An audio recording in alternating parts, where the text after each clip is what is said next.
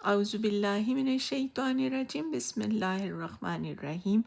رب اشرح لی صدری ویسر لی امری واحلل عقدۃ من لسانی یفقہوا قولی واجعل لی وزیرا من اہلی، آمین یا رب العالمین۔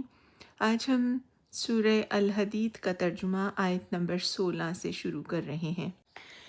کیا ایمان لانے والوں کے لیے ابھی وہ وقت نہیں آیا کہ ان کے دل اللہ کے ذکر سے پگھلیں اور اس کے نازل کردہ حق کے آگے جھکیں، اور وہ ان لوگوں کی طرح نہ ہو جائیں جنہیں پہلے کتاب دی گئی تھی، پھر ایک لمبی مدت ان پر گزر گئی تو ان کے دل سخت ہو گئے اور آج ان میں سے اکثر فاسق بنے ہوئے ہیں۔ خوب جان لو کہ اللہ زمین کو اس کی موت کے بعد زندگی بخشتا ہے۔ ہم نے نشانیاں تم کو صاف صاف دکھا دی ہیں، شاید کہ تم عقل سے کام لو۔ مردوں اور عورتوں میں سے جو لوگ صدقات دینے والے ہیں اور جنہوں نے اللہ کو قرض حسنہ دیا ہے، ان کو یقیناً کئی گنا بڑھا کر دیا جائے گا اور ان کے لیے بہترین اجر ہے۔ اور جو لوگ اللہ اور اس کے رسولوں پر ایمان لائے ہیں، وہی اپنے رب کے نزدیک صدیق اور شہید ہیں، ان کے لیے ان کا اجر اور ان کا نور ہے۔ اور جن لوگوں نے کفر کیا ہے اور ہماری آیات کو جھٹلایا ہے، وہ دوزخی ہیں۔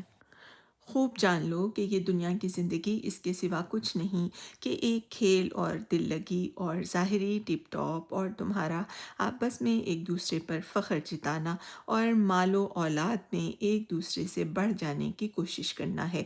اس کی مثال ایسی ہے جیسے ایک بارش ہو گئی تو اس سے پیدا ہونے والی نباتات کو دیکھ کر کاشتکار خوش ہو گئے، پھر وہی کہ کھیتی پک جاتی ہیں اور تم دیکھتے ہو کہ وہ زرد ہو گئی، پھر وہ پھس بن کر رہ جاتی ہے۔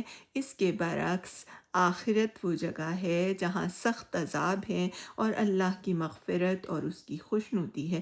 دنیا کی زندگی ایک دھوکے کی ٹٹی کے سوا کچھ نہیں۔ دوڑو اور ایک دوسرے سے آگے بڑھنے کی کوشش کرو اپنے رب کی مغفرت اور اس جنت کی طرف جس کی وسعت آسمان اور زمین جیسی ہے، جو مہیا کی گئی ہے ان لوگوں کے لیے جو اللہ اور اس کے رسولوں پر ایمان لائے ہوں۔ یہ اللہ کا فضل ہے، جسے چاہتا ہے عطا فرماتا ہے، اور اللہ بڑے فضل والا ہے۔ کوئی مصیبت ایسی نہیں ہے جو زمین میں یا تمہارے اپنے نفس پر نازل ہوتی ہو اور ہم نے اس کو پیدا کرنے سے پہلے ایک کتاب یعنی نوشتہ تقدیر میں لکھ نہ رکھا ہو۔ ایسا کرنا اللہ کے لیے بہت آسان کام ہے۔ صدق اللہ العظیم، وآخر دعوانا ان الحمد للہ رب العالمین، وسلام علی المرسلین۔